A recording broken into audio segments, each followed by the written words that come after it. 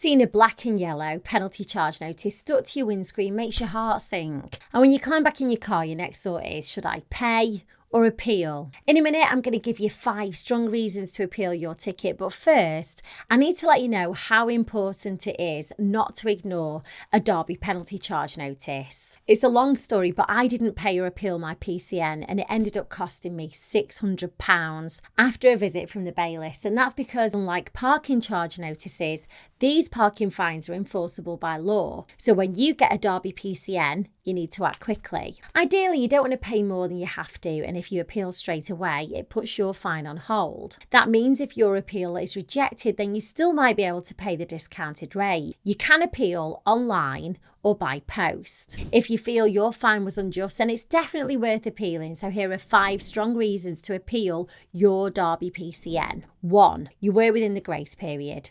You're entitled to 10 minutes after your ticket expires to get back to your car. So if you're only a few minutes after your allotted time, then you've got a really strong case to appeal. 2.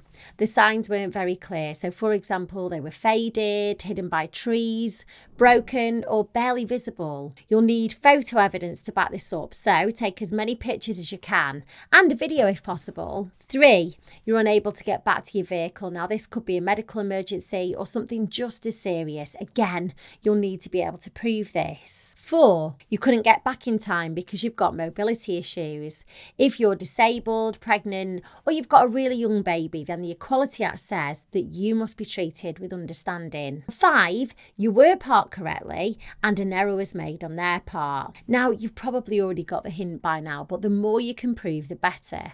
It gives your appeal against your Derby PCN a better chance. If you do send your appeal off and you're waiting by the letterbox for your reply, it can take up to 56 days, which feels like forever. If your appeal's rejected, you'll get a notice of rejection and you'll be asked to pay the parking fine in full.